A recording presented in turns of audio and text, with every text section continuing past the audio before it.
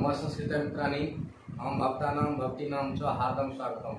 तो मित्रों, आज मैं आया हूँ आप लोगों के सामने प्रातिपदिक और सुप शब्द को लेकर प्रातिपदिक और सुप के बारे में जानेंगे। आज हम लोग प्रातिपदिक और सुप के बारे में जानेंगे। प्रातिपदिक और सुप होता क्या है। तो मित्रों, ये जो मैं आपको बता रहा हूँ, जो आपको चाहे सीटेट हो, चाहे बीटेट हो, चाहे एसटीईटी हो, चाहे एचटीईटी हो, चाहे एचटेट हो या टीजीटी हो, सबके लिए जरूरी है।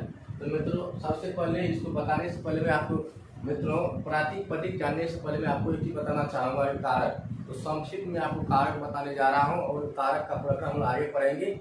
तो मित्रों चलिए मैं आपको संक्षिप्त में बता रहा हूँ कारक। तो मित्रों, संस्कृत व्याकरण में कारक मात्र 6 प्रकार के होते हैं। संस्कृत व्याकरण में कारक मात्र 6 प्रकार के होते हैं। कर्ता कर्म च कर्णम संप्रदानम तथैव च आपादानाधिकरणे इत्याहु कारकानि सन्ति। तो मित्रों, संस्कृत व्याकरण में कारक 6 प्रकार के होते हैं और विभक्ति 7 प्रकार की होती है। कारक 6 प्रकार की और विभक्ति 7 प्रकार की। तो हिंदी व्याकरण में मित्रों कारक 8 प्रकार के होते हैं, परंतु संस्कृत व्याकरण में कारक मात्र 6 प्रकार की होती है। तो मित्रों चलिए हम लोग जानते हैं प्रातिपदिक होता क्या है। तो प्रातिपदिक होता क्या है। तो मित्रों कारक संस्कृत व्याकरण में कारक होता है 6 प्रकार का और विभक्ति 7 प्रकार का। कारक 6 प्रकार का और विभक्ति 7 प्रकार का। तो मित्रों हम लोग जानेंगे, हमको क्या जानना है, प्रातिपदिक होता क्या है। तो मित्रों प्रातिपदिक वो चीज होता है जैसे मित्रों जैसे कोई भी शब्द है, कोई भी शब्द अर्थात जिन शब्दों के आगे 7 विभक्ति, मतलब ये जो 7 विभक्ति है, प्रथमा द्वितीया तृतीया चतुर्थी पंचमी षष्ठी सप्तमी, ये है ना, प्रथमा द्वितीया तृतीया चतुर्थी पंचमी षष्ठी सप्तमी और अष्टमी। अष्टमी को प्रथमा कहा जाता है, अष्टमी विभक्ति को प्रथमा विभक्ति कहा जाता है। मित्रों जिन शब्दों के आगे 7 विभक्ति लगती है उसे प्रातिपदिक कहते हैं। मित्रों प्रातिपदिक का अर्थ होता है मूल शब्द को हम लोग प्रातिपदिक कहते हैं। जैसे मित्रों जैसे हम लेते एक शब्द लेते हैं राम, तो राम का संस्कृत में कोई अर्थ नहीं है। राम शब्द का संस्कृत में कोई अर्थ नहीं है। जब तक हम राम में ये विसर्ग न लगा दे, राम बन जाए, जब तक राम में ये विसर्ग न लगाए, अर्थात राम में यदि हम सु लगाते हैं, तो राम में सु लगाते हैं तो इसका राम रूप बनता है। क्या रूप बनता है? राम। तो ये जो राम है इसको संस्कृत का शब्द कहेंगे, ये संस्कृत का शब्द है, परंतु राम को संस्कृत का शब्द नहीं कहेंगे। राम का संस्कृत में कोई अर्थ नहीं है। राम शब्द का संस्कृत में अर्थ है जो यह विभक्ति यह बताता है वह कौन सा कारक है। ये जो विभक्ति है यह बताता है कि राम शब्द में कौन कारक है या कौन विभक्ति है। तो राम को हम लोग कहेंगे प्रातिपदिक। जब राम में लग गया सु तो क्या बना? राम। इसको कहेंगे प्रातिपदिकार। राम को कहेंगे प्रातिपदिक। जब राम में सु लगा तो बना क्या? राम। तो उसको कहेंगे प्रातिपदिकार। क्या कहेंगे मित्रों? प्रातिपदिकार। तो जैसे मित्रों देखिए राम, फिर से मैं बताता हूँ राम। तो राम को हम लोग कहेंगे प्रातिपदिक क्योंकि राम मूल शब्द है।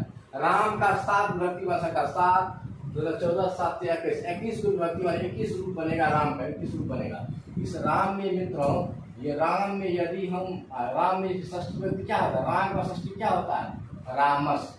रामस शब्द का अर्थ और संस्कृत व्याकरण में रामस शब्द का अर्थ है कि रामस में षष्ठी विभक्ति है, परंतु राम शब्द का कोई अर्थ नहीं है संस्कृत में।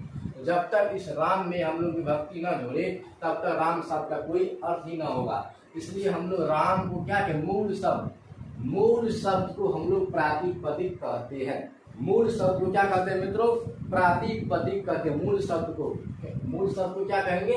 प्रातिपदिक। ये जो प्रातिपदिक है मतलब जिन शब्द के आगे 7 विभक्तियां लग जाती है उसी को हम लोग क्या कहते हैं? जिन शब्द के आगे लगता है, जो विभक्ति लगती है उसको नहीं, विभक्ति नहीं कहते हैं। जिन शब्द के आगे विभक्ति लगती है, जिन शब्दों के आगे विभक्ति लगती है उसको हम लोग प्रातिपदिक कहते हैं मित्रों।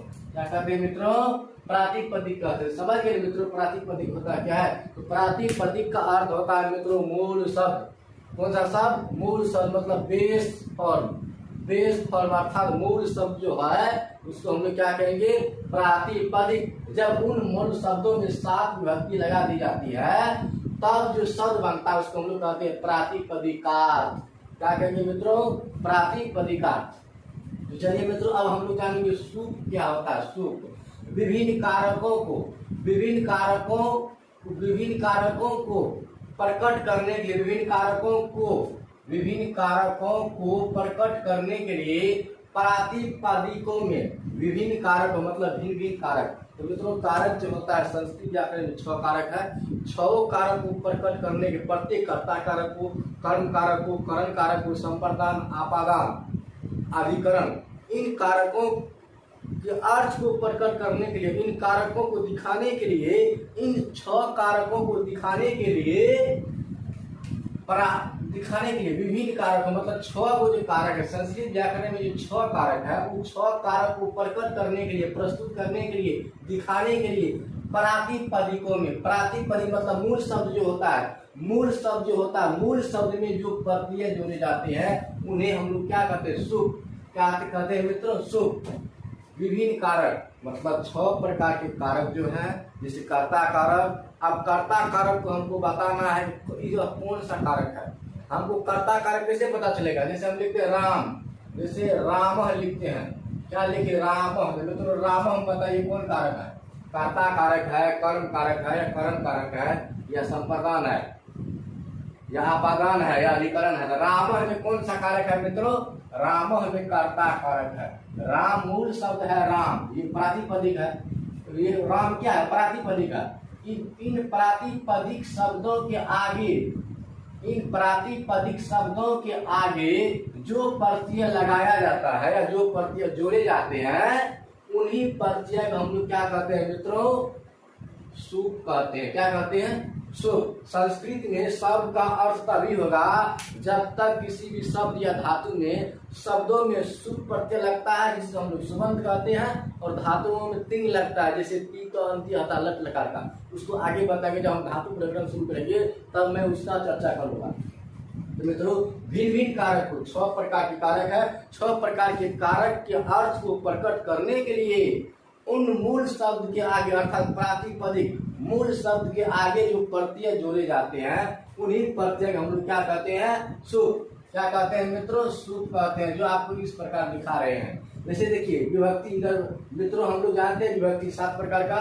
चलिए देखिए इसको जाने तो देखिए और जान लीजिए कि संस्कृत व्याकरण में वचन 3 प्रकार के होते हैं, हिंदी व्याकरण में वचन 2 प्रकार के, और संस्कृत व्याकरण में वचन 3 प्रकार के।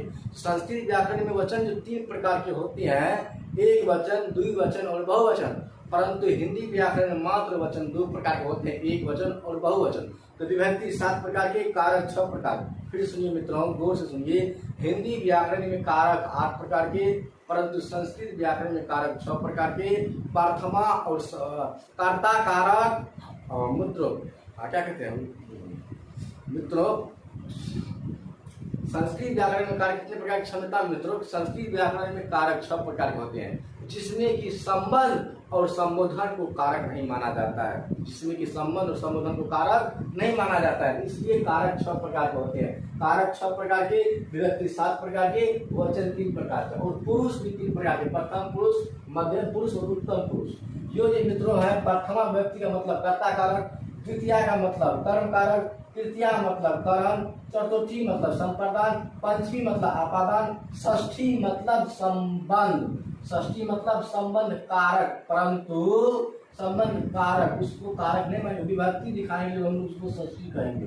उसके बाद सप्तमी मतलब अधिकरण कारक। ये जो है प्रथमा व्यक्ति मित्रों, ये जो सुख प्रत्यय है, इन्हीं सुख प्रत्यय के लगने पर राम शब्द बनता है, रामम बनता है, राम रामम, रामेण रामाय, रामात रामस रामे, ऐसे रूप बनता है मित्रों। ये जो प्रकरण है, जैसे इसका जो एक वचन में जो रूप होता है, ये जो सुख प्रत्यय जो एक वचन रूप होता है, सुअमता ने नसी नसनी, सुअमता ने नसी नसनी, सुअमता ने नसी नसनी, सुअमता ने नसी नसनी, सुअमता ने नसी नसनी। तो ठीक उसी प्रकार मित्रों द्विवचन होता है, और भयाम भयाम भयाम, और भयाम भयाम भयाम, ओस ओस। उसके बाद मित्रों बहुवचन होता है, जस सस भीस, जस सस भीस, जस सस भीस, भयस भयस आम सुख, भयस भयस आम सुख। मित्रों यहाँ पर देखिए, यहाँ पे सु है, यहाँ पे सुख है, यहाँ पे सु है, यहाँ पे सुप है। मित्रों ये जो रूप बनता है, जैसे हम जैसे राम का जो रूप चलता है, इसमें देखिए एक वचन का मैं आपको बता रहा हूँ। एक वचन का रूप चलिए मित्रों, मैं आपको यहीं पे एक वचन का रूप दिखा देता हूँ। एक वचन का रूप मित्रों मैं आपको यहीं पे दिखा देता हूँ। राम शब्द का, राम शब्द का एक वचन का रूप दिखाता हूँ मित्रों, जो कैसे होता है। ये मान लीजिए एक वचन है, कितना वचन? एक वचन है। और राम का क्या होता है मित्रों? एक वचन में राम, उसके बाद रामम, उसके बाद रामेन, उसके बाद रामाय, उसके बाद रामात, उसके बाद रामस्य, उसके बाद मित्रों क्या होता है? राम में। ऐसे होता है ना मित्रों। ये जो रूप बनता है, राम में जो विसर्ग लगा, राम, राम शब्द में विसर्ग लगा है ना, ये खास करके विसर्ग नहीं है। राम शब्द जो प्रातिपदिक है, उन प्रातिपदिक में सु लगने पर उसका फिर सिद्धि होता है। जो सिद्धि जो आपको लघु सिद्धांत कौमुदी में है, एमए के सिलेबस में दिया गया, इसका सिद्धि कैसे होता है। हम राम मूल शब्द में प्रातिपदिक जोड़कर उस शब्द कैसे बनाते हैं, तो ये थोड़ा कठिन विषय है तो ठीक ना, इसको आप लोगों को जानने की आवश्यकता नहीं है, एमए इस सिलेबस में है। तो मतलब राम शब्द है ना, राम, राम में जो विसर्ग लगाए हैं, ये विसर्ग नहीं, ये सु है, ये सु है। ससो जुसो रू से सु का साउ का उड़ जाता है और स्व का विसर्ग हो जाता है, संधि विसर्ग संधि से। उसके बाद अम है, यहाँ पे अम है, खास कर रामम में अम है। ये जो रामम में कौन सा सु प्रत्यय है? अम है। राम शब्द में कौन सा सु प्रत्यय है? तो सु है। रामम में कौन है? अम है। रामेन में क्या है? टा है। ये टा, ये चुटू सूत्र से इसका लोप होता है मित्रों। ये जो टा है, ये एक सूत्र होता है, इसको उड़ाने का सूत्र होता है, इसका सिद्धि अवस्था, सिद्ध करने का सूत्र होता है। राम जैसे राम, राम घंटा, जब राम घंटा, जब इसको सिद्ध किया जाता है, इसको जोड़ा जाता है, जब इसका अनुशंसन किया जाता है, जोड़ा जाता है, हमको अंतिम में रामीण प्राप्त होता है, जो एमए सिलेबस में है, लघु सिद्धांत कौमुदी में दिया इसका वर्णन है। और मित्रों इसका वर्णन उसमें दिया गया सिद्धांत कौमुदी, भट्टो दीक्षित का व्याकरण सिद्धांत कौमुदी, उसमें भी है। तो मित्रों ये जो रामेण है ना, तृतीया व्यक्ति में रामेण, तो रामेण में क्या है? टा, राम घंटा से क्या बनता है? रामेण बनता है। इसका सिद्धि प्रकरण में होता है, सिद्धि प्रकरण के अनुसार से इसका रामेण बन जाता है। ये सूत्र है, चुटू सूत्र से ट का लोप हो जाता है, चुटू सूत्र से ट का लोप होता है, और लसक और तरीके से भी लोप होता है, चुटू और लसक तरीके से। तो यही है मित्रों। तो सु अमटा ने नसी नसनी और भ्याम भ्याम भ्याम ओस ओस चस सस भीस भयस भयस आम सु, ये है ठीक है मित्रों। यही आपका सुख प्रत्यय। फिर हम लोग अगली कक्षा में पढ़ेंगे, जब हम लोग धातु प्रकरण शुरू करेंगे, हम लोग पढ़ेंगे तीन प्रत्यय। उसके बाद हम लोग अलग से प्रत्यय पढ़ेंगे, जो आपकी परीक्षा में सीटेट में गारंटी है, रहेगा तो रहेगा पक्का, 2 मार्क 3 मार्क का पूछ रहा है प्रत्यय। ये सु प्रत्यय, इसको मतलब अच्छा समझ गए ना। तो ये सु प्रत्यय, सु जो है मूल प्रातिपदिक मतलब होता है मूल शब्द। प्रातिपदिक मतलब क्या होता है? मूल शब्द। जैसे सीता, तो सीता हो गया मूल शब्द, क्या हो गया? सीता। जब इसी में हम तृतीया व्यक्ति लगा दे तो सीतिया बनता है, सीतिया। क्या बनता है? सीतिया। इसमें तृतीया व्यक्ति लग गया तो इसको मूल शब्द नहीं कहेंगे, इसको कहेंगे प्रातिपदिकार। तो मूल शब्द मतलब प्रातिपदिक। जब वो मूल शब्दों में इन 7 व्यक्ति है ना, 7 2 14 7 से 21 व्यक्ति में कोई व्यक्ति लग जाए मूल शब्दों में, तब वह शब्द प्रातिपदिकार्थ बन जाता है। मूल शब्द में जब ये सुख प्रत्यय लगता है, तब वह प्रत्यय क्या बन जाता है? प्रातिपदिकार्थ बन जाता है। क्या बन जाता है मित्रों? प्रातिपदिकार्थ। तो मित्रों तो आज के लिए यहीं तक हम लोग इसको समाप्त करते हैं। फिर मित्रों हम लोग अगली कक्षा में मिलेंगे। राम शब्द का रूप देखो, आप उसको देखना ना भूलिएगा। मैं आपको फिल्मी धुन में याद कराऊंगा और गारंटी आपको एक ही बार में मैं याद करवा दूंगा। मित्रों यदि आप मेरे चैनल पर जो पहली बार आया है, प्लीज मित्रों मेरे चैनल को लाइक और सब्सक्राइब जरूर कीजिएगा। मित्रों आज के लिए यहीं तक, धन्यवाद। फिर मिलते हैं अगले।